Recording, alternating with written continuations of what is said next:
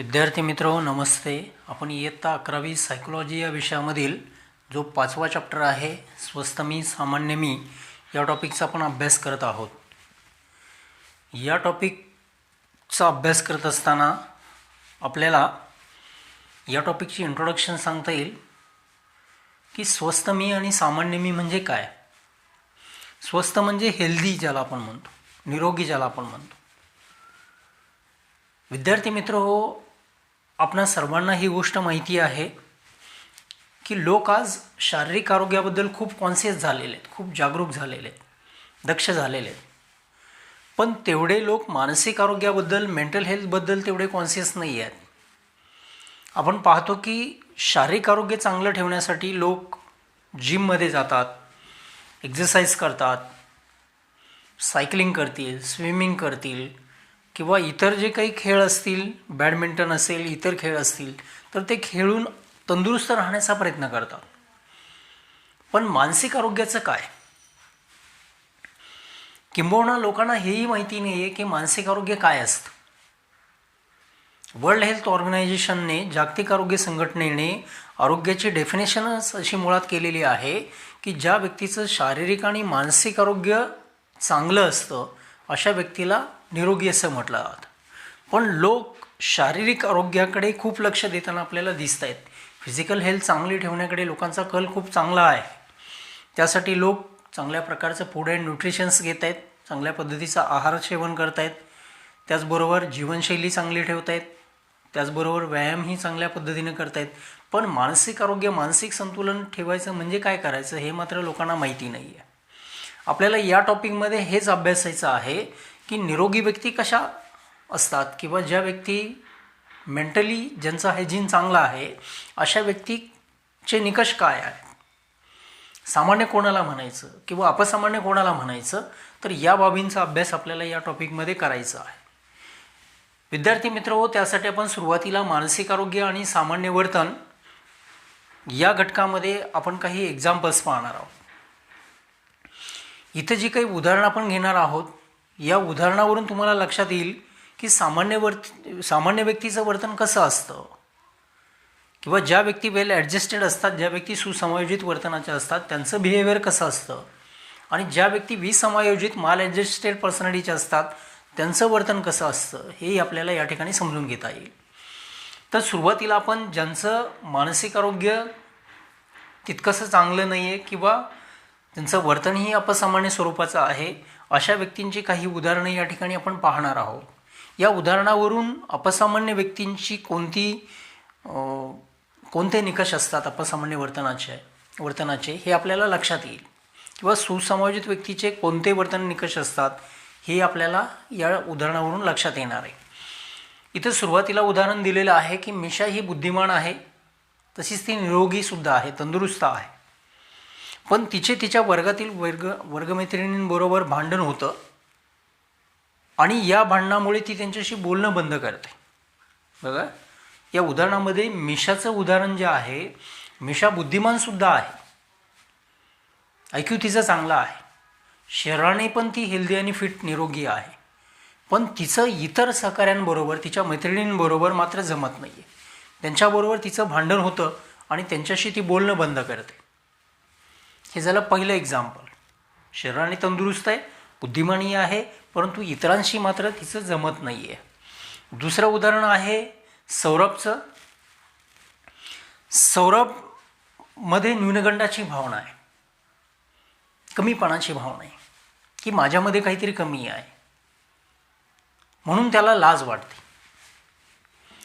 या लाजेमुळे तो काय करतो की इतरांमध्ये जायला मिसळायला त्याला आवडत नाही किंवा तो मिसळत नाही इतर लोकांमध्ये, आपल्या मित्रांमध्ये तो ॲडजस्ट होत नाही, इन्व्हॉल्व होत नाही. तिसरं उदाहरण आहे अक्रमला जेव्हा राग येतो तेव्हा त्याचा स्वतःच्या रागावरती ताबा राहत नाही आहे. अशा वेळी तो काय करतो, स्वतःला इंज्युअर्ड करून घेतो, स्वतःला दुखापत करून घेतो, स्वतःला त्रास करून घेतो. अक्रमने काय केले, स्वतःला स्वतःच्या रागावरती नियंत्रण मिळवता येत नाही आहे. जेव्हा त्याचा राग आउट ऑफ कंट्रोल जातो त्यावेळी तो काय करतो की स्वतःलाच काहीतरी इजा करण्याचा तो प्रयत्न करतो, स्वतःला काहीतरी दुखापत करतो. त्यानंतर पुढचं ख्रिस्तोफरचं उदाहरण आहे. ख्रिस्तोफरला परीक्षेचा ताण येतो आणि परीक्षेचा ताण तिच्यावरती आल्यानंतर जेव्हा ती पेपर लिहित असते तेव्हा तिला पेपरमधलं काहीच आठवत नाही आहे. जी प्रश्नांची उत्तरं तिला पेपरमध्ये लिहायची असतात त्यातली काहीच उत्तरं तिला आठवत नाही आहेत. त्यानंतर 5वं उदाहरण दिलेलं आहे ते डेझीचं उदाहरण आहे. डेझीला जेव्हा तिला आवडत नाही ते काम करायला दिलं जातं किंवा मिळतं त्यावेळी तिची खूप चिडचिड होते. तिला असं वाटतं की मला जी कामं आवडत आहेत तीच मला करायला मिळायला हवीत, म्हणून तिची चिडचिड असते. आता विद्यार्थी मित्र हो, या 5 उदाहरणांचा आपण अभ्यास केल्यानंतर ही गोष्ट आपल्याला लक्षात येणार की या प्रत्येक उदाहरणामधला जो व्यक्ती आहे यांच्यामध्ये काही सामान्य वर्तनाची लक्षणं आहेत तर काही अपसामान्य वर्तनाची लक्षणे. जसं इथं पहिलं एक्झाम्पल आहे, मिशा ही बुद्धिमान आहे, टॅलेंटेड आहे, तशीच ती फिजिकली फिटसुद्धा आहे, परंतु इतरांशी तिचं मात्र जमत नाही आहे. तिचे जे फ्रेंड्स असतील, क्लासमेट्स असतील यांच्याबरोबर तिचं सततचं भांडण होतं, वादविवाद होतंच. म्हणजे वादविवाद होणं हे एक वैशिष्ट्य आहे. सौरभच्या मनामध्ये न्यूनगंड आहे, कमीपणाची भावना आहे, त्याच्यामुळे सुद्धा तो इतरांमध्ये मिसळायला लाजतो आहे. म्हणजे न्यूनगंडाची भावना हे एक याचं वैशिष्ट्य आहे. अक्रमला राग येतो, तो राग त्याचा आउट ऑफ कंट्रोल जातो. म्हणजे ज्या व्यक्ती अपसामान्य असतात या व्यक्ती इतरांचे ॲडजस्ट करू शकत नाही आहेत, इतरांबरोबर वादविवाद त्यांचे होऊ शकतात, विसंवाद होऊ शकतो. त्याचबरोबर या अपसामान्य वर्तनाच्या व्यक्तीमध्ये न्यूनगंडाची भावना असते. तसेच या व्यक्ती आपल्या स्वतःच्या वर्तनावरती ताबा ठेवू शकत नाही आहेत. त्यांच्यामध्ये कोणतीही भावना असेल, राग असेल किंवा दुःख असेल, इतर कोणतीही भावना असेल तर त्याच्यावरती नियंत्रण मिळवण्यामध्ये हे लोक अपयशी ठरू शकतात. त्यामुळे काही वेळा ते स्वतःलाच इंज्युअर्ड करू शकतात, दुखापत करू शकतात. हे आपण तिसऱ्या उदाहरणामध्ये पाहिलं आहे. परीक्षेचा ताण येणं, ॲक्च्युली परीक्षेचा ताण घेण्यासारखं काहीच नाही आहे. परीक्षा जवळ आल्यानंतर अभ्यास करणं आणि चांगल्या पद्धतीनं पेपर सोडवणं, उत्तरं लिहिणं आणि चांगले गुण प्राप्त करणं हा साधा सोपा मार्ग आहे. पण तू परीक्षा जवळ आली म्हणून परीक्षेचा किंवा ताण घेण्याने काहीच होणार नाही आहे. परंतु इथे ख्रिस्तोफरच्या बाबतीमध्ये मात्र असंच झालेलं आहे की परीक्षेचा ताण ती खूप मोठ्या प्रमाणामध्ये घेते आहे आणि त्यामुळे मग जे वाचलेलं असतं तिनं ते सुद्धा तिला आठवत नाही आहे. ऐनवेळी न आठवणं, विस्मरण हे सुद्धा त्याचं वैशिष्ट्य आहे. त्यानंतर नावडते काम डेझीला अवघड वाटतं, त्यामुळे ती चिडचिड करते. असं काही कामाच्या आवडीनिवडीबद्दल नसतं पण तरीसुद्धा तिची चिडचिड होती आहे. चिडचिड करणं हे सुद्धा एक याचं वैशिष्ट्य आहे. तर अशी काही अपसामान्य वर्तनाची जी वैशिष्ट्य आहेत ती वैशिष्ट्य या उदाहरणावरून आपल्याला लक्षात आलेली असते.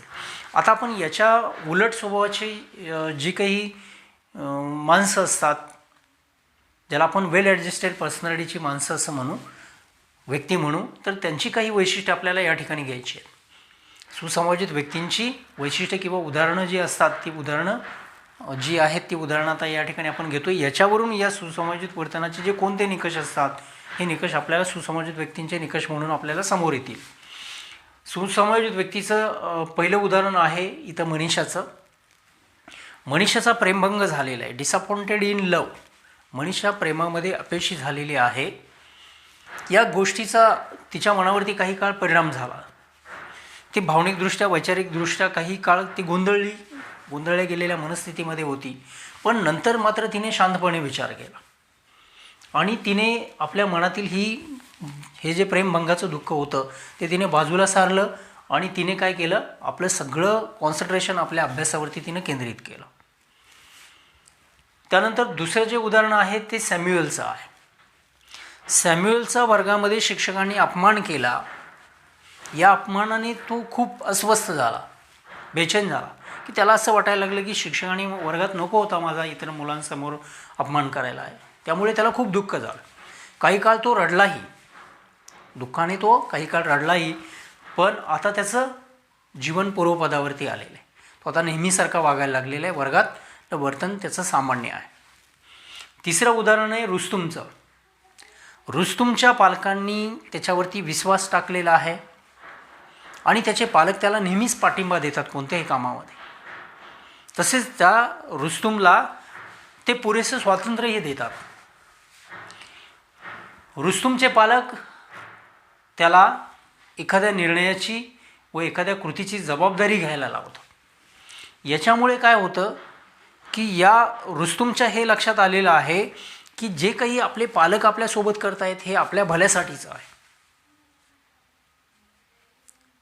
आपल्या फ्युचरसाठी हे चांगलं आहे। म्हणून रुस्तुमला आपल्या पालकांचा नेहमीच आदर वाटतो, तो त्यांचा रिस्पेक्ट करतो आणि त्यामुळे रुस्तुमचे आपल्या पालकांशी पॅरेंट्सशी त्याचे रिलेशनसुद्धा अतिशय चांगल्या दर्जाचे आहेत, चांगल्या पद्धतीचे आहेत। त्यानंतर पुढचं एक्झाम्पल आहे गीताचं। गीताला नृत्यामध्ये फारसा इंटरेस्ट नाही आहे, तिच्याकडं नृत्याचं स्किल पण तितकंसं चांगलं नाही आहे, नृत्य ही कला पण तिच्याकडे एवढी चांगली नाही आहे, परंतु भाषाविषय मात्र तिचा चांगला आहे। ती असा विचार करते की मला नृत्यामध्ये जरी फारसा कल नसला माझा तरी मी भाषाविषयी शिक्षक म्हणून चांगलं काम करू शकते, किंवा मी अनुवादक म्हणून ट्रान्सलेटर म्हणून चांगलं काम करू शकते, किंवा मी इकडे पत्रकार म्हणून सुद्धा मला चांगल्या पद्धतीनं काम करता येऊ शकेल। त्यानंतर पुढचं उदाहरण आहे जेनीचं। जेनी आपल्या महाविद्यालयीन शिक्षण पूर्ण करण्यासाठी छोट्या शहरातून ती आता मोठ्या शहरामध्ये गेलेली आहे। ॲक्च्युली तिथे गेल्यानंतर तिथलं शहरातलं वातावरण टोटली या छोट्याशा शहरापेक्षा खूप वेगळं होतं, पण तरीसुद्धा तिनं काय केलं, तिथल्या प्राप्त परिस्थितीशी ती ॲडजस्ट झाली, त्या वातावरणाशी तिने मिळतं जुळतं करून घेतलं, तिथं नवीन ओळखी तिने निर्माण केल्या। त्याचबरोबर तिच्या अंगी जे कौशल्य होतं हे कौशल्य तिनं त्या वातावरणामध्ये विकसित करण्याचा तिने प्रयत्न केला जेनीनं। त्यानंतर रशीदचं उदाहरण दिलेलं आहे। रशीदचे इतरांशी संबंध चांगले आहेत, तो लोकांशी नेहमीच चांगले संबंध ठेवण्याचा प्रयत्न करतो, लोकांशी सुसंवाद साधतो, त्यामुळे लोकांनाही त्याच्याबरोबर सहवास करायला आवडतो। हे रशीदचं उदाहरण झालं। शेवटचं उदाहरण आहे जस्मिंदरचं। जस्मिंदरला स्वतःमधल्या गुणदोषाची जाणीव आहे, त्याने स्वतःतली बलस्थाने आणि कमतरता त्याने ओळखलेले आहेत। तो गर्विष्ठ नाही आहे, पण त्याने स्वतःतली बलस्थाने आणि स्वतःमधल्या ज्या काही उणीवा आहेत, कमतरता आहेत, त्या त्याने ओळखलेल्या आहेत। आपली बलस्थानं अधिक चांगली कशी करता येतील याचा तो विचार करतो, तर आपल्या कमतरता उणीवा ज्या आहेत त्या सुधारता कशा येतील आपल्याला याचा जस्मिंदर विचार करतो। विद्यार्थी मित्रो, ही जी आपण 7 उदाहरणं पाहिलेली आहेत, ही 7ही उदाहरणं वेल ॲडजस्टेड पर्सनॅलिटीच्या व्यक्तीची आहेत। ज्या व्यक्ती सुसमाजित आहेत अशा व्यक्तींची ही सगळी उदाहरणं आहेत। प्रत्येक उदाहरणामध्ये तुम्हाला पॉझिटिव्हिटी दिसेल। मनीषाचा प्रेमभंग झाला म्हणून ती काही कायम रडत बसली नाही, कायम दुःखात राहिली नाही आहे, तिनं आपलं जीवन पूर्वपदावरती आणण्याचा प्रयत्न केला, झालं गेल्या घटना ती विसरून गेली, तिच्यासाठी तिचा अभ्यास महत्त्वाचा होता, म्हणून तिने आपलं सगळं लक्ष, आपलं पूर्ण कॉन्सन्ट्रेशन अभ्यासावरती केंद्रित केलेलं आहे। दुसरं उदाहरण सॅम्युएलचं बघितलं आपण। सॅम्युएलचा शिक्षकांनी वर्गात अपमान केला म्हणून काही काळ त्याला दुःख झालं, पण ते दुःख त्याने आता विसरलं आणि तो पुन्हा एकदा वर्गामध्ये नेहमीसारखा आता वागू लागलेले। जरी काही घटना आपल्या आयुष्यामध्ये अप्रिय घडल्या गेल्या तर त्या घटनांना पाठीमागे टाकून आपण पुढे जायला पाहिजे, हे आपल्याला सॅम्युएलकडून शिकता आलं। रुस्तुमच्या बाबतीमध्ये सुद्धा हेच झालं। रुस्तुमच्या पालकांनी त्याच्यावरती खूप विश्वास टाकला आहे, जबाबदारीची जाणीव त्याला करून दिलेली आहे। त्याच्या हे लक्षात आलेलं आहे की माझे पालक माझ्या या भविष्यासाठी चांगला विचार करत आहेत, म्हणून त्याच्या मनामध्ये पालकांबद्दलची एक पॉझिटिव्ह इमेज आहे, चांगली इमेज आहे। गीताच्या बाबतीमध्ये सुद्धा तसंच आहे, तिला नृत्यामध्ये फारसा कल नाही, इंटरेस्ट नाही आहे, म्हणून तिनं काय केलं, भाषा विषय घेऊन आपल्याला त्या क्षेत्रामध्ये काही करिअर करता येईल का याचा ते विचार करते आहे। ती अशी म्हटलेली नाही आहे की मला नृत्य जमत नाही मग मी काय करू शकत नाही आहे, तर तिने दुसरा पर्यायी मार्ग शोधण्याचा तिने प्रयत्न केला। जेनीच्या बाबतीमधलं उदाहरण आहे, जेनीने त्या नवीन वातावरणाशी, महाविद्यालयाच्या नवीन परिसराशी तिने ॲडजस्ट होण्याचा प्रयत्न केला आहे। तिथे नवीन मित्र तिने जमवलेले आहेत, नवीन ओळखी तिने वाढवलेल्या आहेत, स्वतःमधील स्किल तिने तिथे डेव्हलप करण्याचा तिने प्रयत्न केलेला आहे।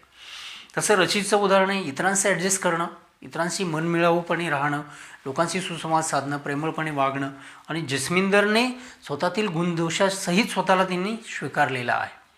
तर विद्यार्थी मित्र, आज आपण या ठिकाणी मानसिक आरोग्य आणि सामान्य वर्तन या घटकाचा आपण अभ्यास केलेला आहे. याच्यामध्ये काही विसमंजस वर्तनाची काही उदाहरणं आपण पाहिली, तसेच काही सुसमायोजित वर्तनाच्या व्यक्तीची उदाहरणे आपण या ठिकाणी पाहिलेले आहेत. याच्यापुढे आपण सुसमायोजित वर्तनाचे जे निकष असतात या निकषांचा आपण अभ्यास या पुढच्या लेक्चरमध्ये करतोय. तोपर्यंत आपण थांबतोय. धन्यवाद.